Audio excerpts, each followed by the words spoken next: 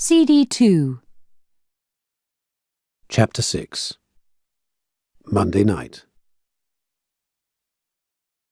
I want to tell you about last night in detail, because we've never played a dangerous game like that before.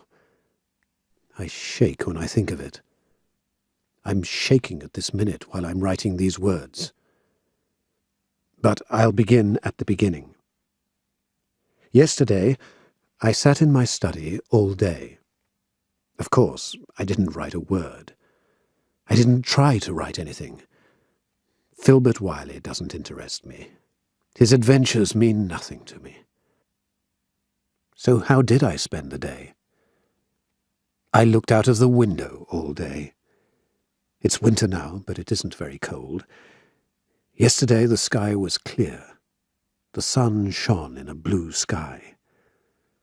I looked down at my garden. It was quiet and empty. The grass was wet. The trees were brown. Nothing happened all day. I saw only one sign of life. A fat, black cat walked across the grass. It stood under my bedroom window and looked up at it for a long time. Then it went away, very slowly. I remember that cat very well. I saw it once before. I heard it in my garden years ago, when my game with Poldy began to go wrong. The cat didn't worry me now. It wasn't important.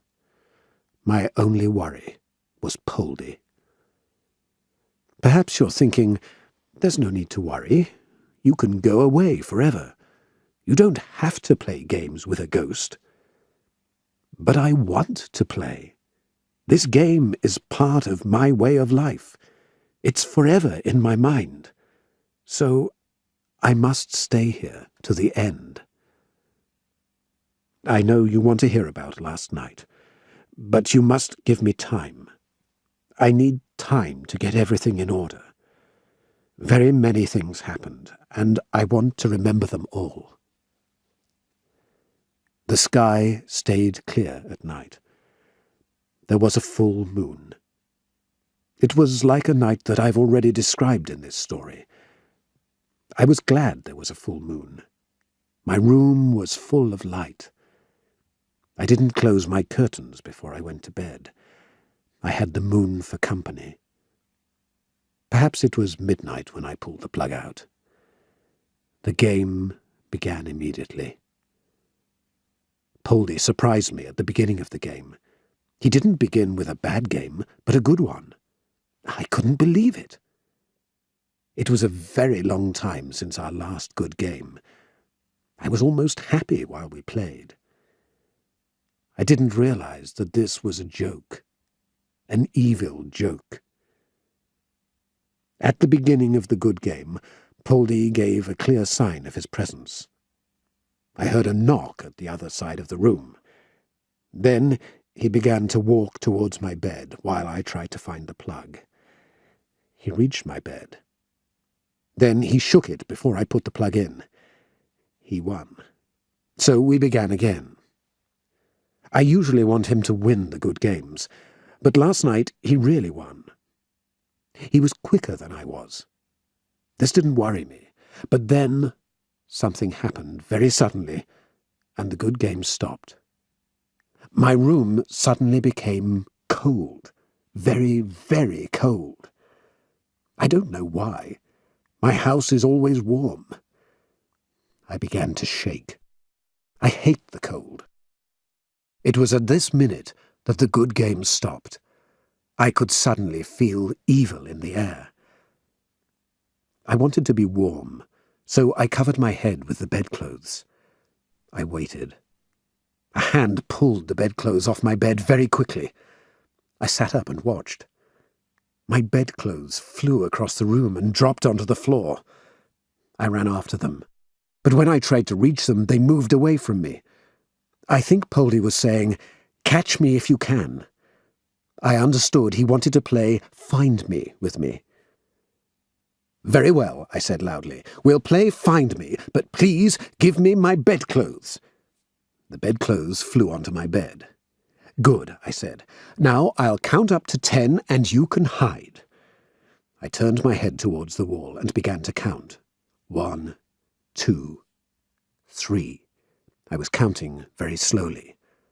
While I was counting, I heard footsteps behind me. I heard all kinds of little noises. Then the room was quiet. I turned round. Of course, the room was empty. Poldy was hiding. But where was he? You can't hide in many places in my room. You can hide under the bed, under the chair, and in the wardrobe. But Poldy is a ghost. He can hide anywhere. He can hide inside one of my pockets. "I'm coming to find you, Poldy," I said. I went straight to the wardrobe. I opened the door very slowly. Before the door was wide open, I put my hand inside the wardrobe carefully. Perhaps Poldy will bite or hit me, I thought. But he didn't. I pulled the door wide open.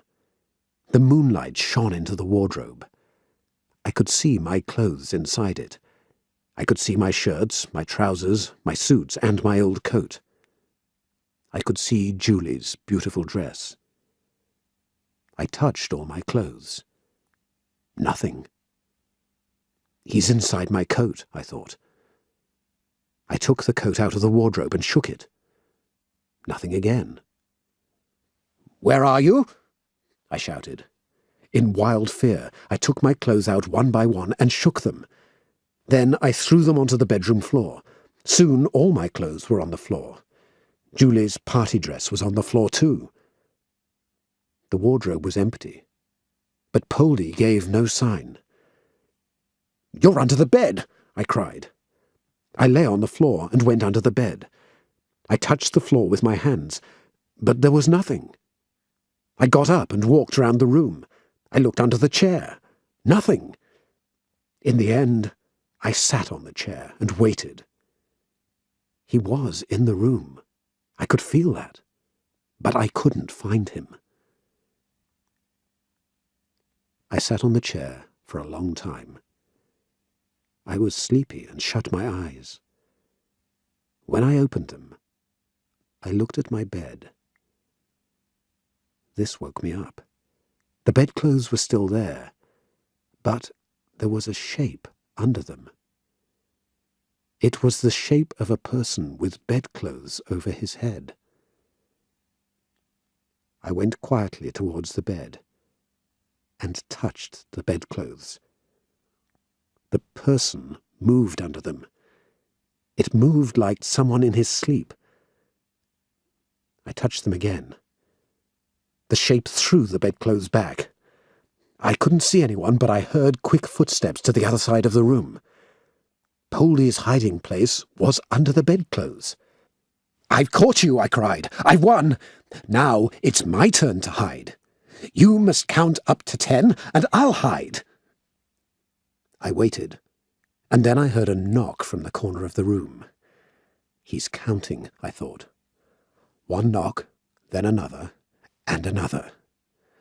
Where can I hide? I thought. There was only one place. Under the bed. I went under it very quietly. Then I lay without moving. The knocks continued. There were 10 of them, and then silence. I held my breath and listened. Complete silence. I looked across the floor.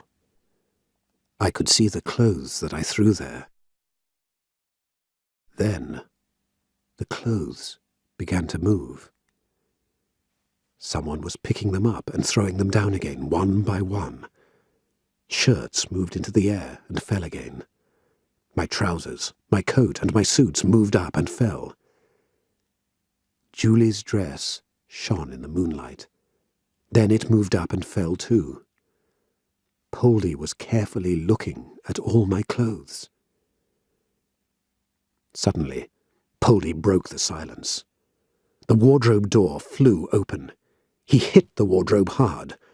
The wardrobe shook. Then it fell and hit the floor with a loud noise. There was silence again. I stopped breathing.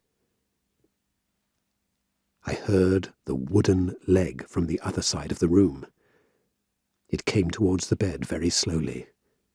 Knock, knock, knock, nearer and nearer and nearer. I wanted to scream.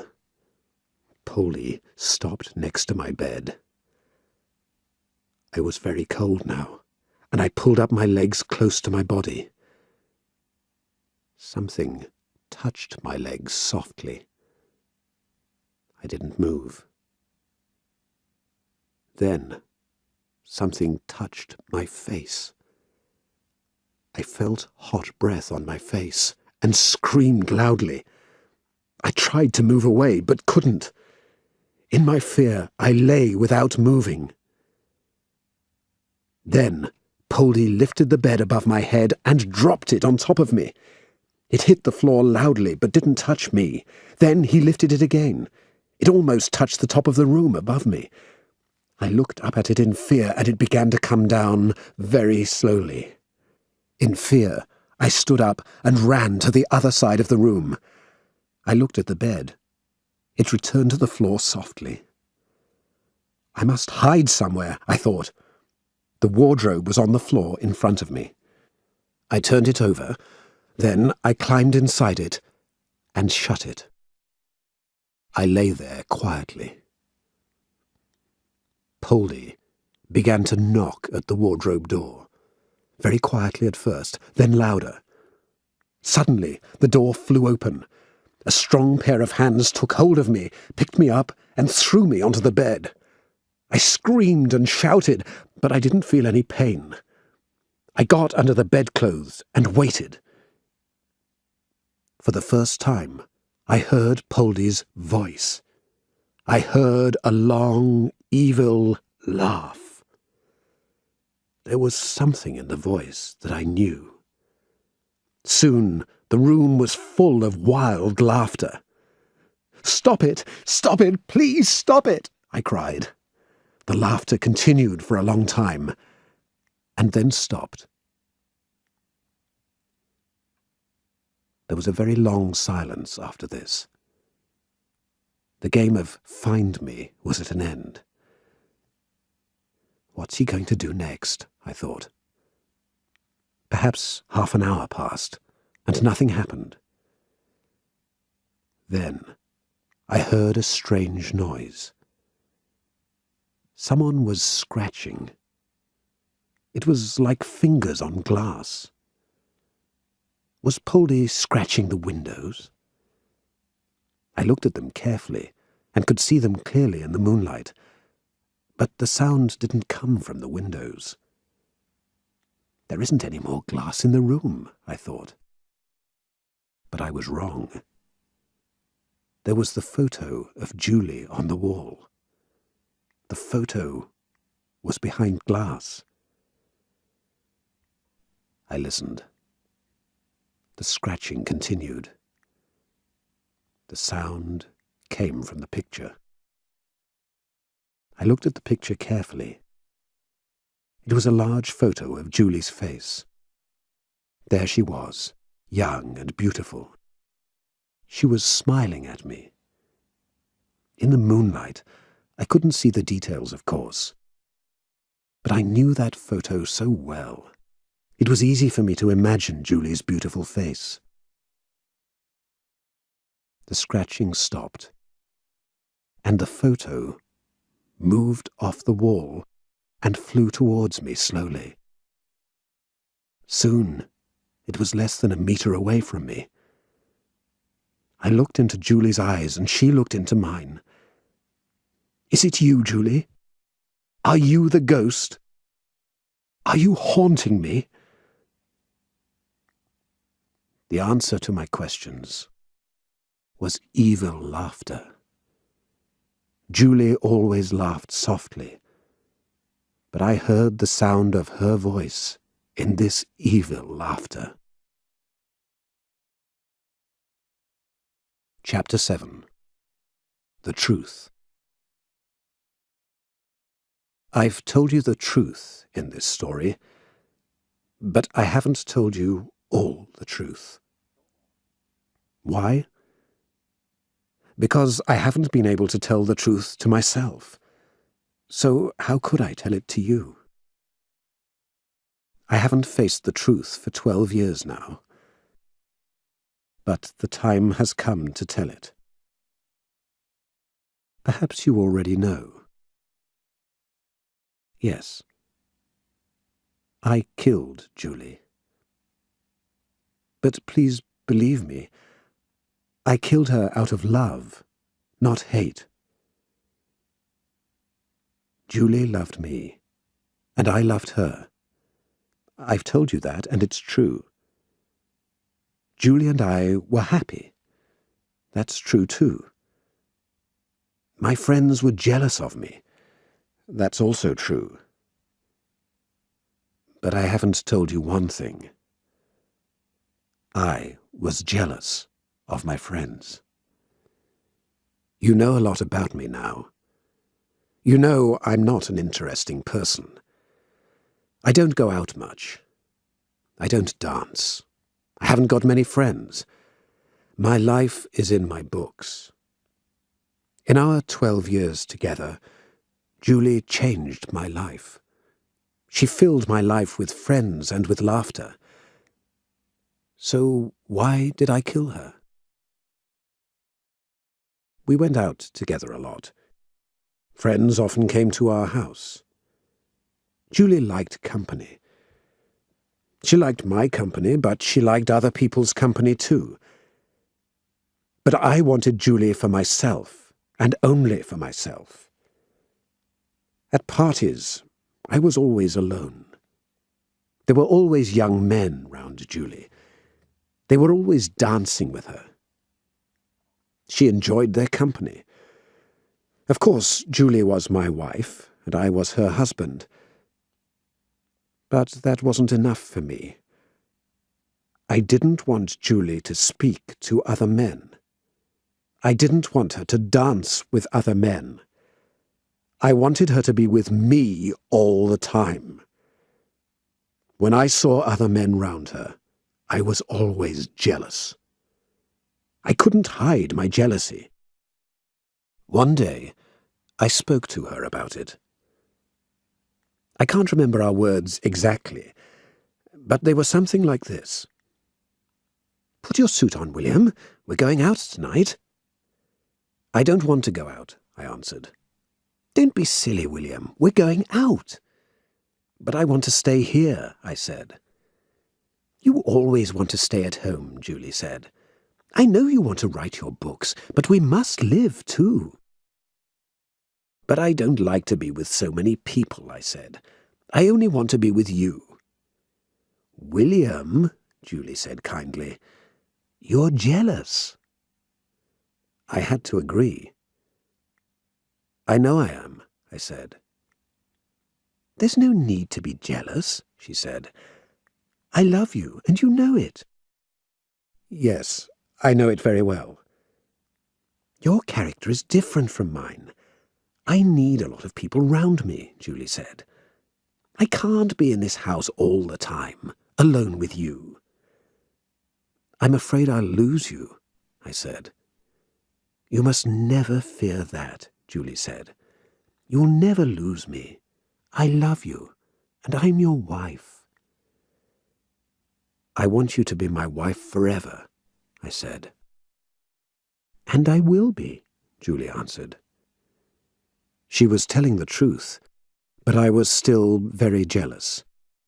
In time, I got more and more jealous. I couldn't hide it. Then, something happened. I've already told you about it.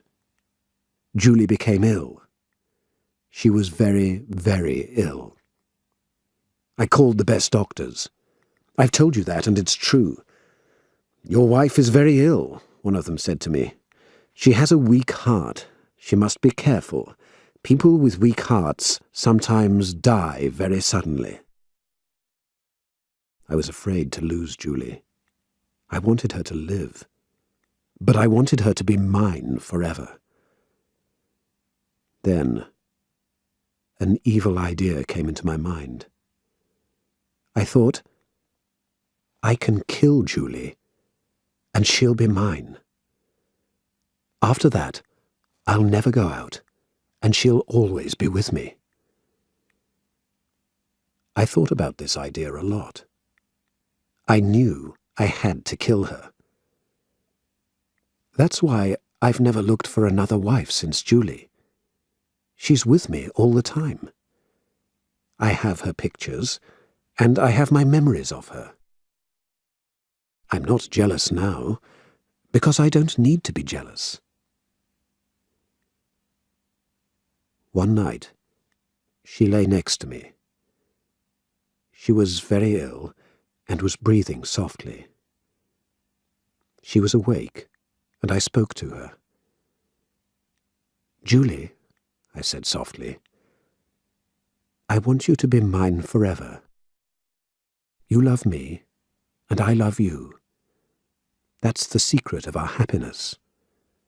"Yes, that's our secret," she answered softly. "You'll always stay with me in this house," I said. "Yes," she answered. Then, very softly, I put my pillow over her face and held it there. I held it there for a long time. She tried to move away, but she couldn't. She was very weak. I could hear her cries, but I didn't take the pillow away.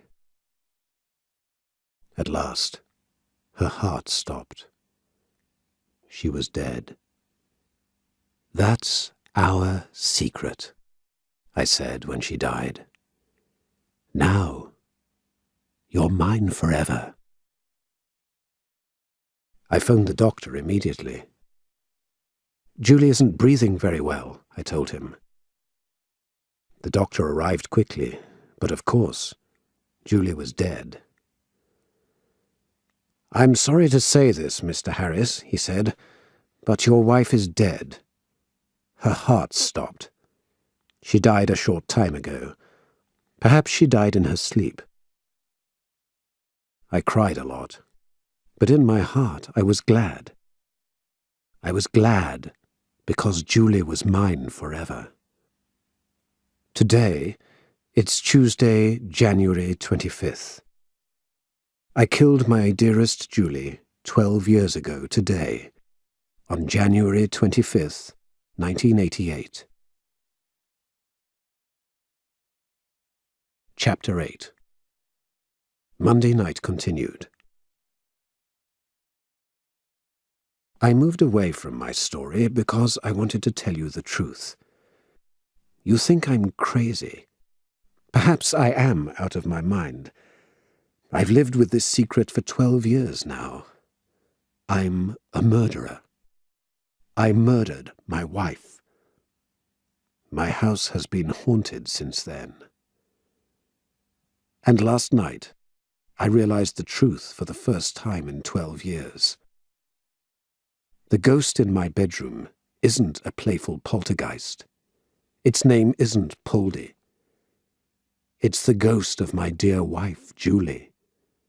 It was a playful ghost at first, but now it's jealous and evil, as I was 12 years ago. Last night, I suddenly saw Julie alive again. Her head was the photo. Her body was the dress.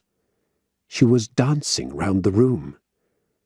Oh, she danced very beautifully. Her beautiful dress was shining in the moonlight. I sat in bed and watched her. I forgot about the evil laughter. I forgot about my fears and worries. I forgot about our game. I could only think of Julie, alive again after all these years. "It's not possible," I said to myself. "I can't believe it." Julie continued to dance and dance. I could hear music in my mind. I suddenly saw myself at a party. There was noise and laughter in the room. There were young men all round the room. My Julie was dancing to the music, and the young men were looking at her. Then they looked at me and laughed. While they were laughing at me, I became angry and jealous. My mind became full of evil. "Go away!" I screamed at the young men. "Julie is mine, mine! Can't you see?" The young men laughed louder and louder. I became angrier and angrier. I jumped out of bed and ran towards the dancing ghost. The music continued to play in my mind. The young men continued to watch me and to laugh at me. I picked up a chair and hit the young men with it. Then I hit the dancing ghost. I hit the beautiful dress while it was moving round the room. Suddenly, the music in my mind stopped. The dancing stopped. The young men in the room disappeared. Their faces became shadows, then nothing. Their laughter stopped. I hit the dress again, not the picture, but just the dress. It shook, then it fell slowly to the floor. The photo was still at the top of the dress. The photo and the dress lay on the floor. Julie's smiling eyes looked up at me from the floor. "They've gone," I said softly. "The young men have gone. You're mine again. All mine." I stood next to the dress and looked at it for a long time. Nothing happened. It didn't move. I touched it. It was real. I touched the photo. It was real too. Julie's eyes smiled at me from behind the glass. "I want you to be mine forever," I said to the photo. And I went back to my bed and got a pillow. Then I returned to the dress on the floor. I put the pillow over the photo and held it there. I held it there for a long time. The dress tried to move away, but couldn't. Soft cries came from the photo. In the end, the dress stopped moving. I smiled to myself. "I've murdered Julie a second time," I thought. I laughed loudly. Suddenly, a great scream came from the photo on the floor. One scream, then another, and another. I jumped back in fear. The screaming stopped. The photo of Julie began to change. It wasn't smiling now. It was crying. I touched the glass on the photo. It was wet.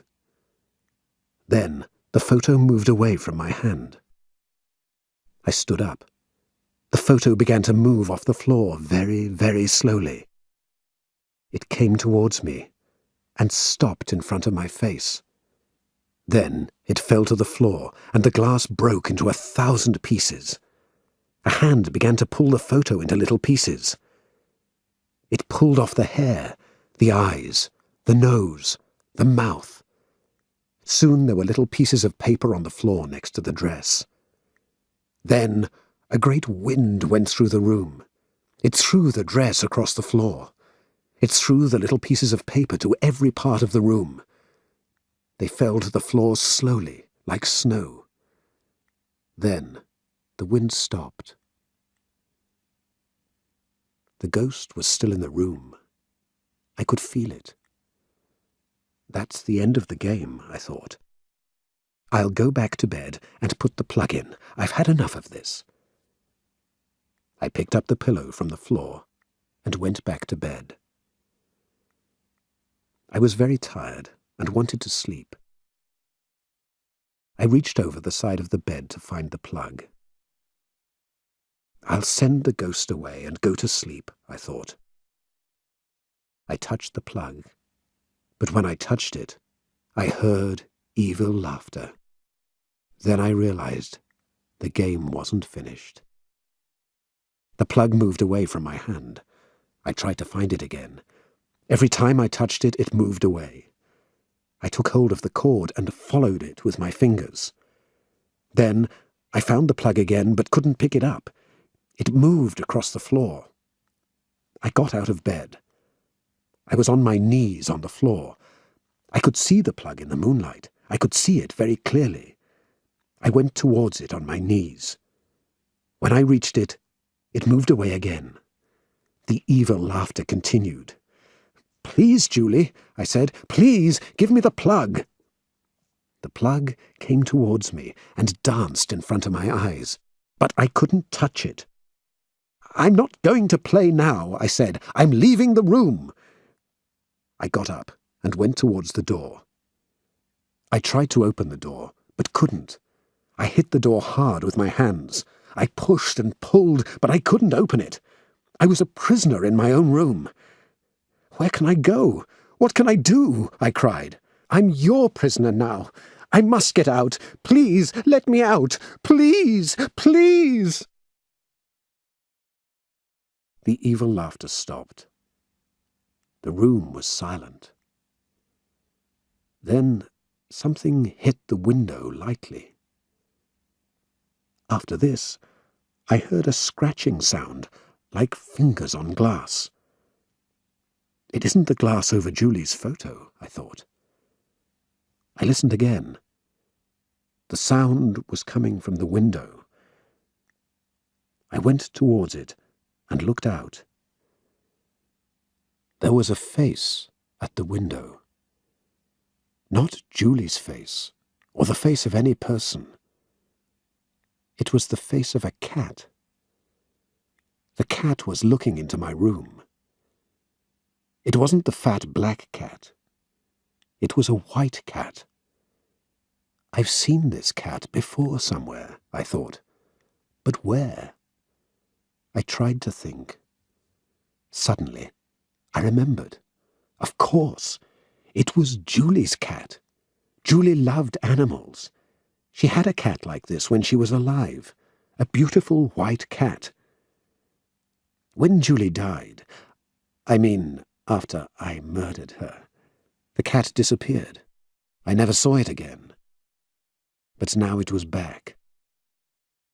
I looked through the window. The cat's face was against mine. Only the glass was between us. The cat's eyes were red and angry. It scratched the glass wildly. I hit the glass from the inside, but the cat didn't go away. It began to cry like a baby. "Stop it! Stop it!" I screamed. I ran back to the bedroom door and tried to open it. Again, it wasn't possible. The cat continued to cry outside the window. I suddenly wanted to kill it. I looked round the room and tried to find something. I was really angry. My wardrobe was still on the floor. There were broken pieces everywhere. I picked up a thick piece of wood and ran towards the window. The cat looked at me with its red eyes. It cried louder and louder. I hit the window hard with the piece of wood. It broke into 1,000 pieces. I laughed. Then I looked through the broken window. But there was nothing there. No cat, no sound, nothing. Wonderful, I thought. It's gone away. Perhaps it was never there. Perhaps I only imagined it. I must stay calm. I'm imagining things. But I wasn't imagining things. I heard a sound behind me and jumped. It was the sound of a baby. I turned round in fear, and there it was, the white cat. It was looking up at me, and there was blood on its face. I looked at my hands. There was blood on them, too. I was still holding the piece of wood. "So, you're still alive!" I screamed at the cat. I ran towards it and tried to hit it again. I hit the floor hard. I hit the cat over the head. I tried to hit it again, but it wasn't there. Then it appeared again in another corner of the room. It was looking at me with its red eyes. I ran after it and tried to hit it. Every time I tried to do this, the cat disappeared. Every time it appeared, it was red with blood. Soon, its body was red with blood, but it appeared again and again. Here, there, in front of me, behind me, on the floor, on the bed, in the air. At last, the crying stopped. The cat disappeared and didn't come back. All these things have happened in my mind, I thought. It was my imagination, just my imagination. I must keep calm. Now, what was I doing? Yes, the plug. I was looking for the plug. I must find it. I'm a prisoner in my own room. The ghost is playing jokes on me. If I find the plug, I can send it away. I got down on my knees to look for the plug. It was still on the floor next to my bed. I went towards it slowly and quietly, like a cat. The plug was a bird, and I was a cat. "I'm going to catch you, little bird," I said softly. Nearer and nearer. Then I jumped. The plug was in my hands. I had it! I had it! Now I must find the socket. I touched the wall with my fingers. The socket. Yes, here it is. The ghost didn't pull the plug out of my hands. I put the plug into the socket, and the light came on. I got into bed and lay back. At last, my room was full of light. I looked round the room and couldn't believe my eyes. There wasn't any broken glass on the floor. The wardrobe wasn't on the floor. The window wasn't broken. All the things in my room were in order. The photo of Julie was on the wall. Julie's face was smiling down at me. The wardrobe was in its place in the corner of the room. The wardrobe door was shut. I got up and opened it. My clothes were in the wardrobe. Julie's dress was there too. My chair was in its place. I went to the bedroom door and tried to open it. It opened easily. I shut it again. Then I began to laugh at myself. I imagined all these things, I said. The dance, the cat, they were just my imagination. I went back to bed. I looked at my bedside clock. It was 3:30. I sat in bed for about 10 minutes. I was thinking. The light was on, but I could feel something strange. The ghost was still in the room. The plug was back in place, but the ghost was still there. It's broken the last rule of the game, I thought. I've put the plug in, but it hasn't gone away. This thought filled me with fear. All the rules were broken now. The ghost didn't disappear when the light came on. I switched the light off from the switch, but the evil presence was still there. I pulled the plug out and put it back a number of times, but the ghost stayed in the room. The room was in order, but full of evil. I switched off the light and tried to sleep, but I couldn't. Then I tried to sleep with the light on, but I couldn't. In the end, I turned the light off and lay in bed. The moon was still shining brightly. The ghost didn't play any jokes now. It stayed in my room quietly. It was there all the time. I lay in bed and listened, but the room was silent. I could hear my heart. I could hear my own breathing. I lay in bed for a long time. My eyes were open. I could see every detail of my room in the moonlight. Suddenly, I heard heavy breathing. It was coming from a corner of the room. Then I saw a dark shadow in the corner of the room. It was like a black cloud. The sound of heavy breathing was coming from the shadow. The shadow began to move towards me very slowly. I tried to jump out of bed, but couldn't move in my fear. I lay there, and the thin black cloud came nearer and nearer and nearer. Soon, it was high in the air above my bed. I looked up at it. Then, it began to come down on me. The room was now in complete darkness. The shadow cut out the moonlight. Soon, it was over me and all round me. I could still hear heavy breathing. I could feel hot breath on my face, the breath of an evil ghost. I tried to scream, but couldn't. I had no breath. At the same time, I could hear another sound. It came from outside. It was the sound of a cat outside my window. The cat was crying like a baby. I lay under the dark shadow. I knew it was the shadow of death. Chapter 9. Today is Tuesday. Last night, I was in the shadow of death, but I'm still alive. At this minute, I'm in my study, and I'm writing this story. It's only 10 p.m., but I'm very tired. I didn't sleep for a minute last night. The shadow didn't hurt me. When the morning light came, the shadow disappeared. I got up and left my bedroom. The shadow disappeared, but the ghost was still in the room. In fact, it's still there now. I'm in my study now, and the ghost can't hurt me here. I hope. I came to my study at 5:30 this morning. I've written this story since that time.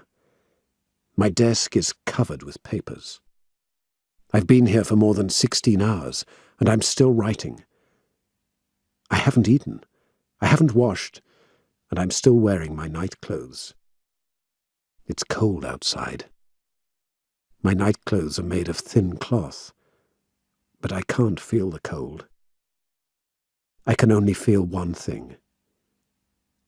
I'm very, very tired. I'm near the end of my story. In one long day, I've tried to describe my life since Julie's death. Perhaps you don't believe that any of these things happened. Perhaps you think I'm crazy. Perhaps you're saying, you're a murderer and your mind has punished you. Perhaps you think there was no ghost. It was all in my mind. I made it all up. If you think any of these things, you're wrong. All these things really happened. My story began with a playful poltergeist and ended with an evil ghost. At the beginning we played a happy game, but in time this game became a dangerous one. This game has continued for 12 years, and Julie was my wife for 12 years. The game is like my life with Julie. At the beginning, I was happy with her, but I became jealous of her friends. Then my mind became evil, and I murdered Julie and murdered our life together. I wanted Julie to be mine and only mine. The same thing happened in the game. At the beginning it was a happy one. Then the ghost became jealous. It wanted me to be alone. It became evil and has tried to kill me. Now there's only one question on my mind. Will the ghost murder me? Just now, I'm trying not to think about this question. I'll find out the answer when I go to bed. I don't want to think about it now. But what can I think about? Nothing in my past is important to me now. Filbert Wiley's adventures are like a dream. The game with the ghost has become my life. But I can stop the game and change my life. There's one way I can do it. I must tell this secret to someone. Then I know the game will stop. Tomorrow, Louis will be here, but I won't play chess with him. I'll tell him this story. Then I'll be all right again. What will Louis think when I tell him the story? I don't know. The game will end if I tell Louis the secret. But that's a big if. Will I tell Louis my secret? I don't know. If I live through the night, then I'll tell him. If I don't live, then my story will be in these papers. Perhaps Louis will find these papers and publish them. But they aren't in order. There are papers all over my desk. There aren't any numbers on the pages. I've written everything in pencil, and it's hard to read. If Louis wants to publish these papers, he'll have to put them in order and type them again. I think he can sort them out very well. I haven't thought of a good title for the book. Perhaps Dangerous Game is a good title. But my fears are making me crazy. I'm not going to die. I'll put the papers in order and publish the book.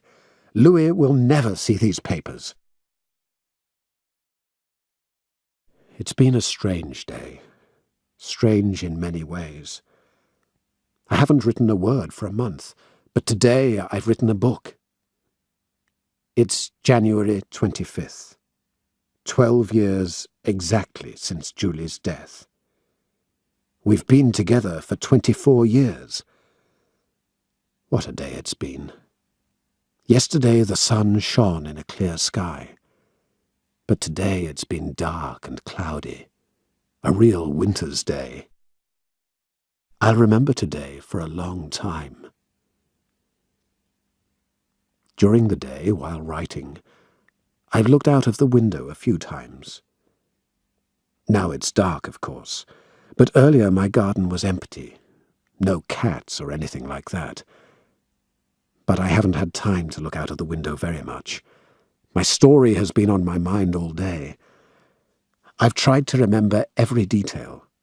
I've tried to tell you every detail. Try to imagine me at this minute. I'm sitting at my desk.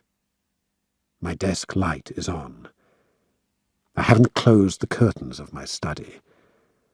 The moon is up, and I can see it through my study window. I'm alone in this big house. The house is dark and silent.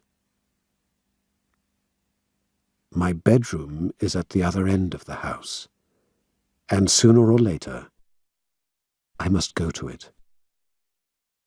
The bedroom door is shut, but someone is behind it. I know Julie's ghost is in the room. I know the ghost is waiting for me.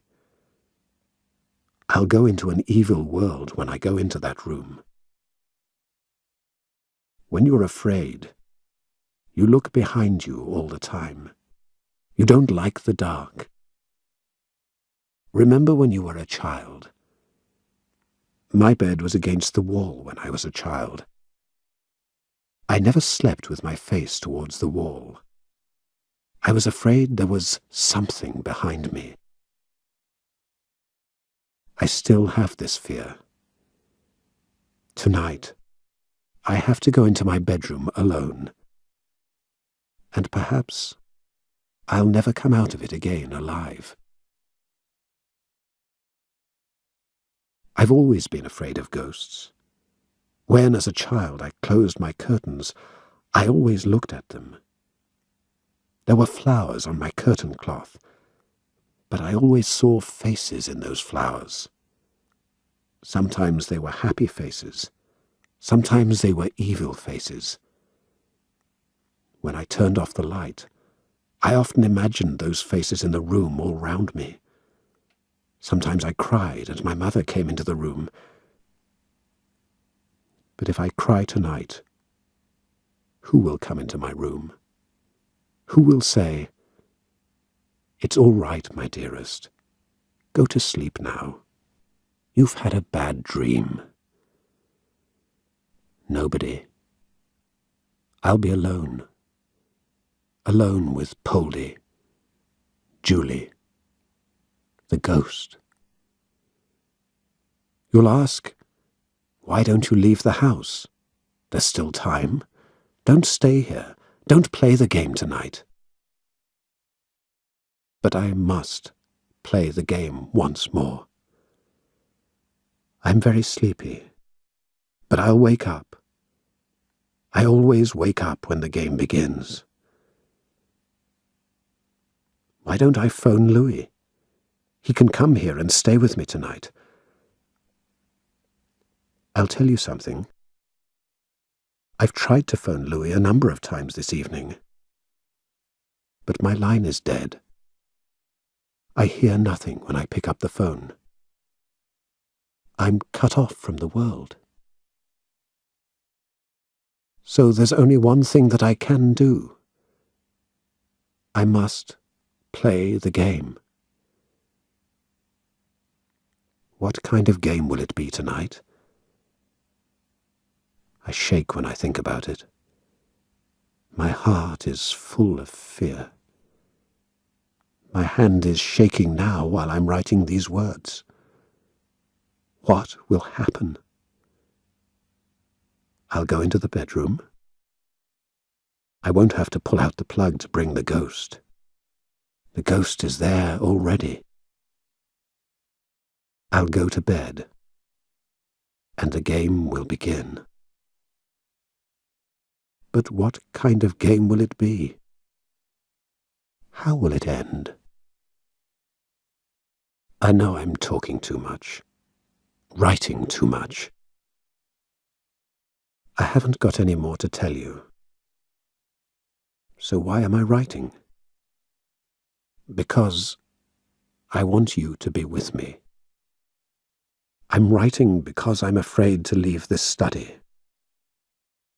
I'm all right here, but when I stop, I'll have to go to my bedroom. I think that time has come now. I must stop now. So I'll say good night to you. Or perhaps it's goodbye. Perhaps it's goodbye forever. Chapter 10. The End. My name is Louis. I was William Harris's friend, as you already know from his story. I've added this ending to his book to complete the story.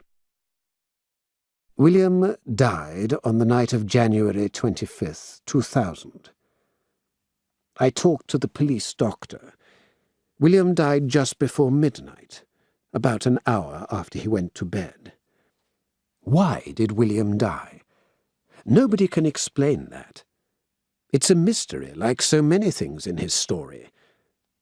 His life was a mystery, and his death was a mystery too. William had no family, and I was his only friend. The police have asked me many questions about William, but I haven't been able to tell them more than what is in his book. A lot of police officers have read William's papers. Some of them believe his story, others don't believe it. His death is a mystery. I found the pages of Dangerous Game in William's study on the night after his death. A few days later, I was able to take the papers home. All the papers were in the study exactly as William left them. There were papers all over the desk and all over the floor. There were a lot of pencils on the desk, too. I'm writing this ending to William's story 6 months after his death. I've just finished my work on his papers. William wrote Dangerous Game, I think the title is a good one, in one long day. But I needed 6 months to read and type his work. There weren't any numbers on the pages, so it took a long time to put them in order. William wrote the book very quickly, and the pages were very hard to read. He didn't write in complete sentences, so it was very hard for me to turn the papers into a real book. I've broken the work into chapters. I hope it's been easy to read. I've given each chapter a title, but I haven't added a word to William's story, and I haven't cut out anything. It's just as he wrote it. I've published this story because William wanted me to publish it. During this time, I've asked myself many questions about William.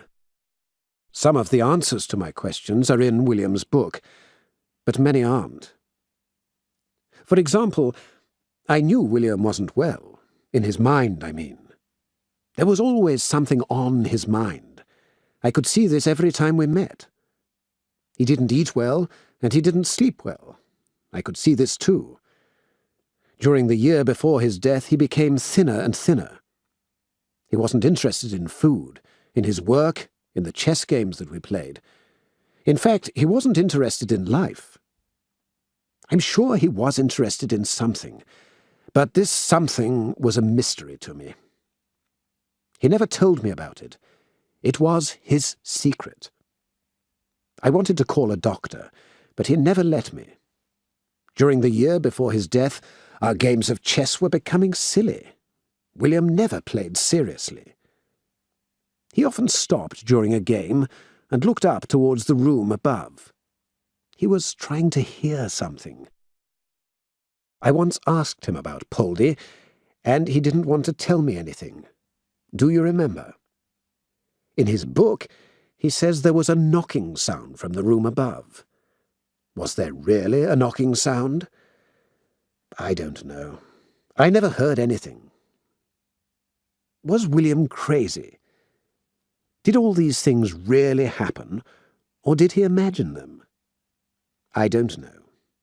I'm sure William had a wonderful imagination. Perhaps you've read his Filbert Wiley stories. If you have read them, you'll know a lot about William's imagination. In one of these stories, I can't remember the title, Filbert Wiley is a prisoner in a haunted house. Perhaps you remember the story.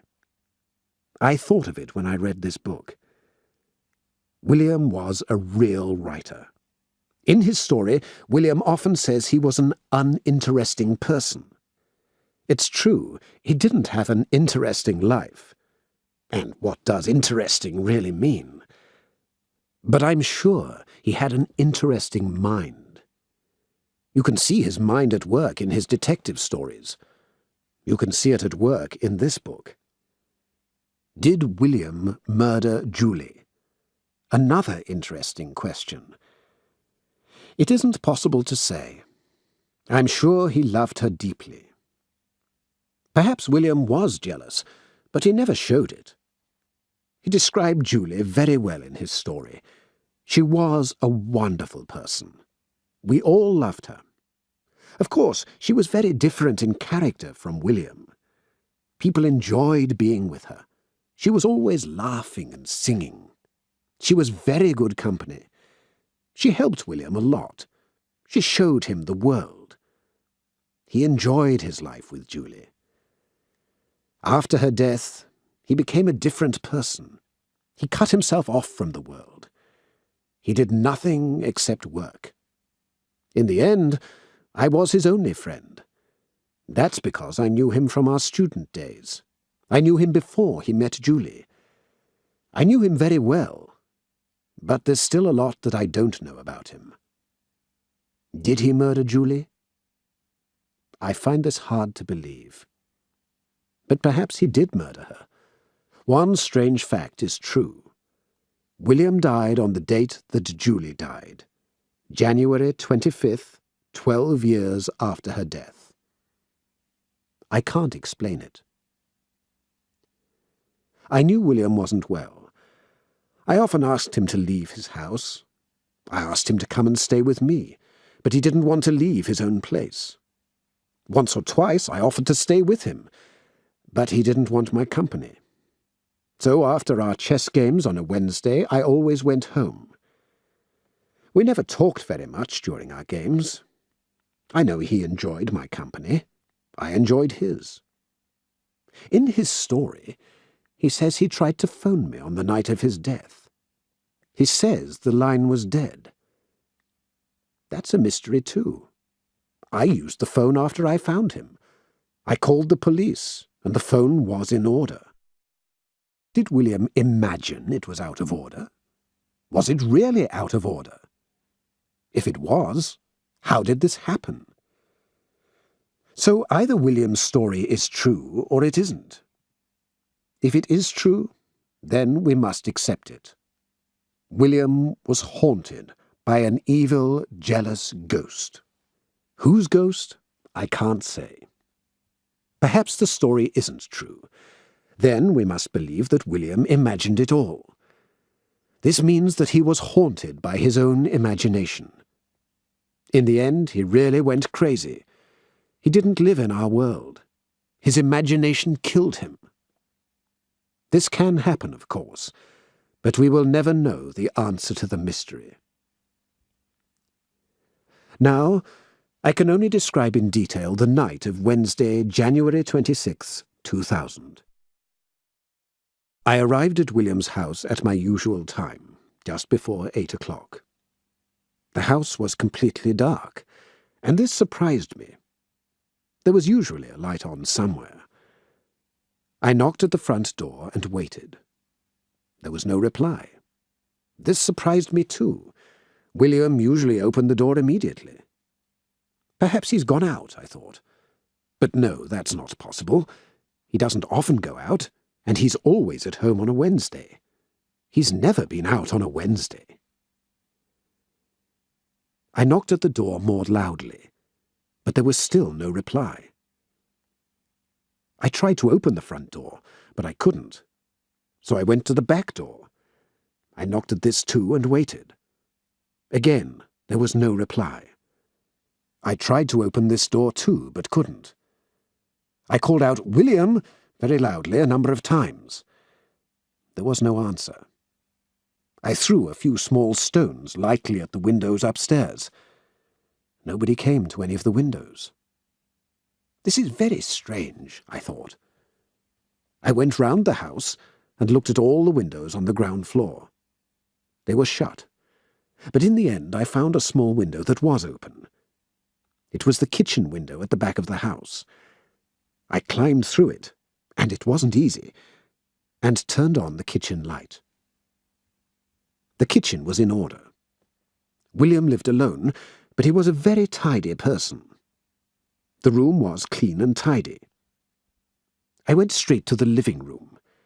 We always played chess in this room. I turned on the light. Again, the room was in order. The chessboard was on the table. The chess pieces were in a wooden box next to the board. That's strange, I thought. William usually puts the pieces on the board before I arrive. He's always ready for a game. When I noticed this, I began to worry. I began to call out William's name louder and louder. The name William rang through the empty house, but there was no reply. I went out of the living room and stood at the foot of the stairs. I called up the stairs, "William!" Nobody answered me. Suddenly, worry became fear. Fear for William. What was the matter? I ran upstairs 3 steps at a time and went straight to the study. Perhaps he's still working and hasn't heard me, I thought. I knocked at the study door and waited. There was no light under the door. Nobody answered, so I went in. I switched on the light. The room was very untidy. There were papers on the desk and on the floor. I didn't look at the papers at the time. It wasn't my business. I write books myself, and I don't like other people to read my papers. I didn't know then that those papers were the pages of this book. They were the pages of the book that I've just finished working on. I discovered this later, when the police came. The police read William's story first, and after a few days they gave it to me. When I left William's study, I didn't go straight to his bedroom, for a very simple reason. Don't forget, it was only just after 8 o'clock. It was too early for anyone to be in bed. I went to every other room in the house. I was calling his name all the time. In the end, there was only one more room, the bedroom, and I went to it. The bedroom door was shut. I knocked at the door gently and waited. I knocked again. Nothing. I opened the door very gently. The room was quite dark. It was very cold in the room, I remember, but other parts of the house were warm. I began to shake in William's room. I don't know why, but I felt a strange fear. Was someone in the room? Was someone watching? Perhaps I only imagined this. I touched the wall to find the light switch. But in my fear, my heart was going wildly. I couldn't find it. Then I kicked something. I touched it. It was William's bedside table. I touched the top of the table and found the bedside light. I pressed the switch, but the light didn't come on. Then I kicked something on the floor. It was the plug. I got down on my knees and found it. Why isn't it in the socket, I thought. I put the plug into the socket, and the light came on. When I stood up, I looked round the room. I couldn't believe my eyes. It was very untidy and in a terrible state. 2 windows were broken, and there was glass on the floor. There were clothes on the floor, too. William's clothes and one of Julie's party dresses.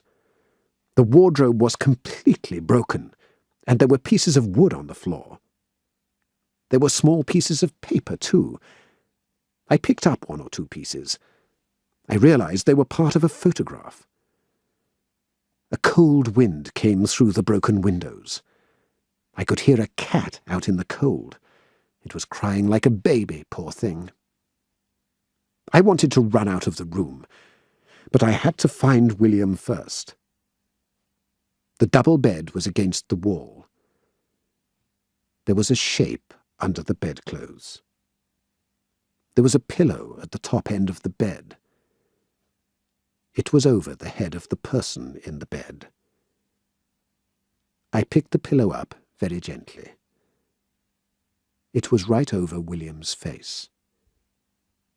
I knew immediately that he was dead. The face filled me with fear.